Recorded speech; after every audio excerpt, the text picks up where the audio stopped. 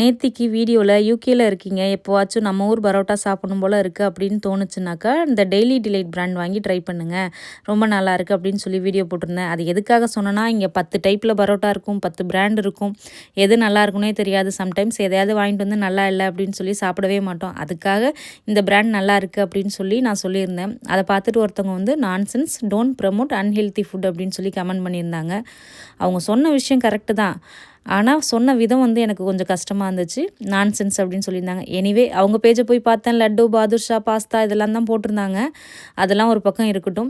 So இன்றைக்கி ஹெல்த்தியாக try பண்ணலாம் அப்படின்னு சொல்லிட்டு இந்த ஏபிசி ஜூஸ் இருக்குது இல்லையா, அதை தான் ட்ரை பண்ணேன். இந்த ஏபிசி ஜூஸ்க்கு வந்து சிலருக்கு அந்த பீட்ரூட் ஸ்மெல் பிடிக்காது. அப்படி இருந்துச்சு அப்படின்னா நீங்கள் கொஞ்சமாக வந்து இஞ்சி, ஏலக்காய் சேர்த்துக்கோங்க.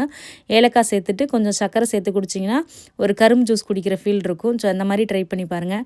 நான் இதில் வந்து ஏபிசி ஜூஸ் செய்யலை, என் பையனுக்கு வந்து ஜெல்லி ரொம்ப பிடிக்கும். ஸோ ஜெல்லியாக மாற்றலாம் அப்படின்றதுக்காக இது எல்லாத்தையும் நல்லா மிக்ஸி ஜாரில் போட்டு மிக்ஸ் பண்ணி அரைச்சி எடுத்துக்கிட்டேன். அதுலேருந்து ஜூஸ் எடுத்துக்கிட்டேன்.